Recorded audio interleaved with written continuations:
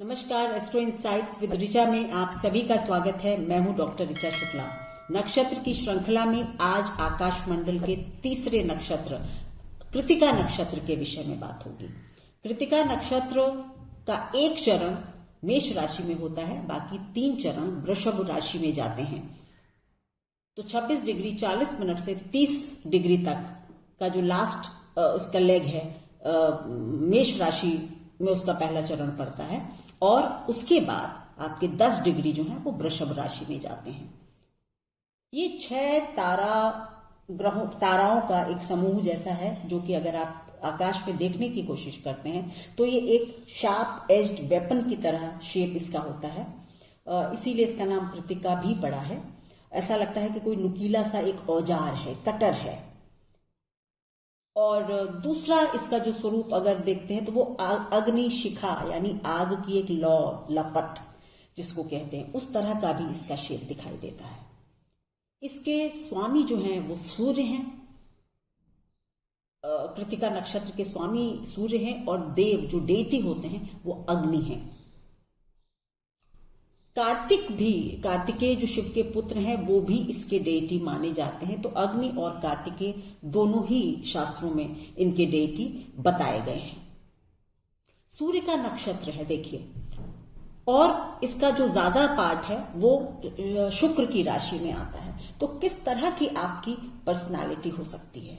थोड़े से आप ईगोइस्ट हो सकते हैं, तुनक मिजाज हो सकते हैं, ईमानदार हैं, आत्मसम्मान आपका बहुत बड़ा है, शिक्षा प्राप्ति में आपकी काफी रुचि रहती है, आगे जाके आप विज्ञान में बहुत रुचि आपकी बढ़ सकती है, आप अच्छे वैज्ञानिक बन सकते हैं।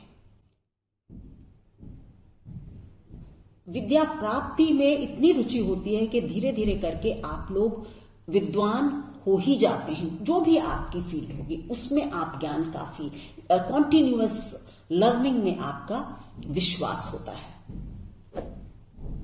आप प्रेम में विश्वास रखते हैं, लेकिन कभी कभी आप विलासिता की तरफ भी बढ़ जाते हैं। अगर सूर्य और शुक्र की स्थिति आपकी कुंडली में अच्छी नहीं होगी तो आप विलासिता की तरफ हो जाएंगे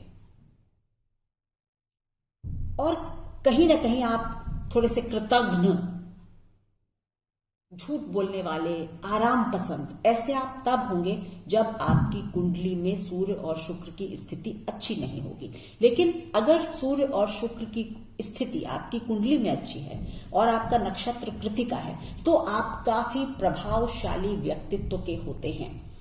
आपका शारीरिक गठन बहुत सुंदर होता है, वेल स्ट्रक्चर्ड बॉडी, प्रोपोर्शनेट, कोमल होता है शरीर लेकिन बहुत सुगठित होता है, स्ट्रक्चर्ड, प्रोपोर्शनेट। चेहरे पर आपके एक चार्म होता है जिसमें तेज भी है और सुंदरता भी है। ओजस्वी दिखते हैं आप, अलग थोड़े से दिखाई पड़ते हैं। तो आपका चार्म जो है वो काफी अच्छा होता है, अनमैच्ड होता है, आग की तरह। मतलब आपका जो कलर है वो भी ऑरेंजिश होता है, दमकता हुआ। सो चेहरा कहीं ना कहीं शाइनिंग है, ओजस्वी है, सुंदर है। आपका व्यक्तित्व बढ़िया शानदार होता है। जैसा कि मैंने बताया कि आप थोड़े तुनक मिजाज हैं, मित्रों को आप बहुत ही सावधानी से चूज करते हैं। जनरली आप महिला मित्र बनाने में ज्यादा रुचि रखते हैं अगर आप पुरुष हैं, और अगर आप महिला हैं तो आपके पुरुष मित्र ज्यादा हो सकते हैं। ऑपोजिट सेक्स में कहीं ना कहीं आप थोड़ा सा आपका इंटरेस्ट रहता है। आप अपने पिता की तुलना में मां से ज्यादा निकटता महसूस करते हैं। यदि आप अपने जन्म स्थान से दूर जाकर काम करते हैं तो आपकी सफलता का जो प्रतिशत है वो 50%, 60% से ज्यादा बढ़ जाता है। आपको अपने घर से दूर ही काम करना चाहिए। किस तरह का काम आप कर सकते हैं? देखिए, सूर्य और शुक्र का जो मिलन है एक तरह से, तो उस हिसाब से तो आप सिविल सर्विसेज वगैरह में जा सकते हैं। आप प्रशासनिक सेवाएं जैसा कि सिविल सर्विसेज मैंने कह दिया, सरकारी नौकरी भी आप कर सकते हैं। फिल्म जगत में आप बहुत अच्छा नाम कर सकते हैं। कला से रिलेटेड कोई भी फील्ड हो, फाइन आर्ट्स, डांस है, गाना है, सिंगिंग, ये वॉट एवर, तो फाइन आर्ट्स में आपका भविष्य अच्छा हो सकता है। इसके जो चरण होते हैं ना, 1 2 3 4, वो बृहस्पति और शनि से रूल्ड होते हैं, वो मैं बाद में बताऊंगी। तो कहीं ना कहीं आप विज्ञान में भी आपकी बहुत अच्छी रुचि हो सकती है। आप जीव विज्ञानी बन सकते हैं, आप वैज्ञानिक बन सकते हैं, आप न्याय यानी जज वगैरह बन सकते हैं, अधिवक्ता, वकील बन सकते हैं, आप अच्छे बिजनेसमैन भी बन सकते हैं। तो कार्य की कोई कमी नहीं है। वो आपकी जन्म पत्रिका में जिस तरह के कॉम्बिनेशन होंगे उस तरह का जॉब आपको मिल जाएगा। लेकिन इस तरह से जनरलाइज्ड वे में इस तरह के जॉब आपके लिए अच्छे हो सकते हैं। प्रोफेसर हो सकते हैं आप, तो वकील हो सकते हैं, प्रोफेसर हो सकते हैं, प्रशासनिक सेवाओं में जा सकते हैं, आप फाइन आर्ट्स में हो सकते हैं, व्यापारी भी बन सकते हैं। लेकिन ये इस तरह की जो फील्ड्स हैं वो ज्यादा अच्छी आपके लिए रहती हैं। जो महिलाएं होती हैं कृतिका नक्षत्र की, वो जनरली कृशकाय होती हैं। They are lean and thin. उनका बॉडी जो है कभी भी वो बहुत ज्यादा मोटी नहीं होती। तो आज के हिसाब से तो ब्लेसिंग है, हर कोई 0 फिगर चाहता है। तो आप लोग दुबली पतली रहती हैं, लेकिन आप बोलती थोड़ा सा कटु हैं, कठिन, मतलब आपकी जो भाषा है वो थोड़ी सी कटु हो जाती है, उसका ध्यान रखिए। और आप का यही जो स्वभाव है वो कई बार आपको सेपरेशन की तरफ भी ले जाता है, क्योंकि आप अपने पति से थोड़ा रूखा व्यवहार करती हैं। आप अपने पुरुष मित्रों से अच्छे से बात कर सकती हैं, लेकिन आप अपने पति के साथ थोड़ा रूखा व्यवहार करती हैं। अगर आपकी जन्म पत्रिका में भी ऐसे कोई कॉम्बिनेशंस हैं तभी सेपरेशन की तरफ जाएगा। ये जनरल प्रेडिक्शंस हैं, बट मैंने अपने अनुभव में देखा है कि इस तरह की स्थितियां कृतिका नक्षत्र वाली महिलाओं के लिए पैदा हो जाती हैं। इंडिपेंडेंट होती हैं, ओजस्वी होती हैं, काफी सोशल भी होती हैं। घर में बंधना उनको कुछ खास पसंद नहीं होता, इसलिए घर में थोड़ी सी जो समझ है आपसी पति पत्नी के बीच में वो चैलेंज हो जाती है। अक्सर ये भी बात मैंने देखी है कि कृतिका नक्षत्र में जन्मी जो बच्चियां होती हैं, लड़कियां होती हैं, वो अपने माता पिता की अकेली संतान भी होती हैं। और अगर छोटे भाई बहन या बड़े होते हैं तो उनके संबंध उनसे अच्छे नहीं होते, पर उनके माँ बाप उनको काफी वेटेज देते हैं और बहुत सपोर्ट करते हैं। आपके लिए, कृतिका नक्षत्र वालों के लिए एक बहुत इंपॉर्टेंट बात जो मुझे लगती है वो ये कि आपका जो फॉल्ट फाइंडिंग नेचर है, आप दूसरे में दोष बहुत निकालते हैं, महिलाएं तो खास करके, उससे बचें। ऐसा करने से आपके संबंध जो हैं धीरे धीरे खराब होते हैं। आपके लिए लकी कलर जो होता है वो सफेद आपके लिए सबसे अच्छा रंग है। जब कहीं किसी इंपॉर्टेंट काम से जा रहे हो, सफेद पहने कृतिका नक्षत्र वाले। और या फिर हल्का पीला रंग जो होता है उसको भी आप पहन सकते हैं, वो भी आपके लिए लकी साबित होगा।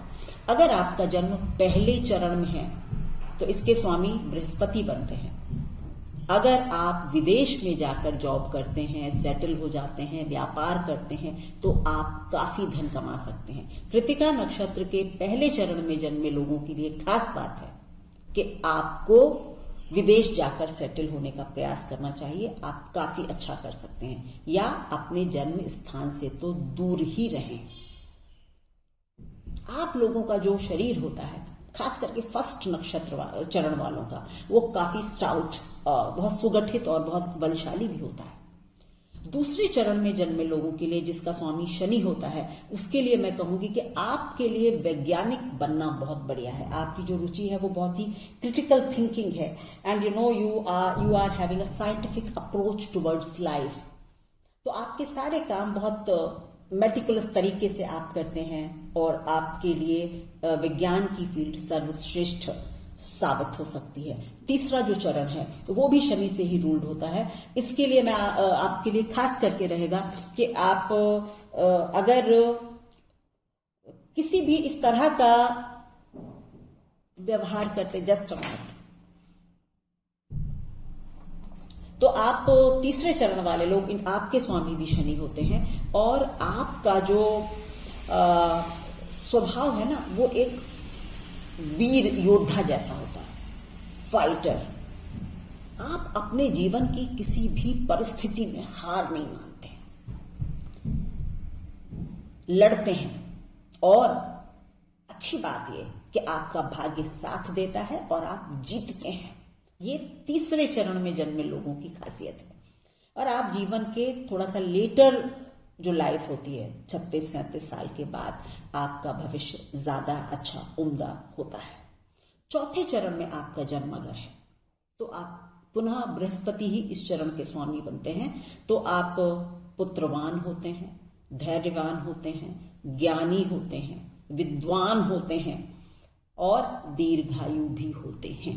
कृतिका नक्षत्र के चौथे चरण में जन्मे लोग दीर्घायु भी होते हैं। सूर्य और शुक्र की स्थितियां अगर आप लोगों की कुंडली में अच्छी हैं तो कृतिका नक्षत्र में जन्मे लोग समाज में बड़ा नाम भी बना सकते हैं। तो ये थी मेरी एनालिसिस कृतिका नक्षत्र वालों के लिए। मेरे वीडियोस को लाइक करें, शेयर करें, सब्सक्राइब करें, बेल आइकन को प्रेस करें। धन्यवाद।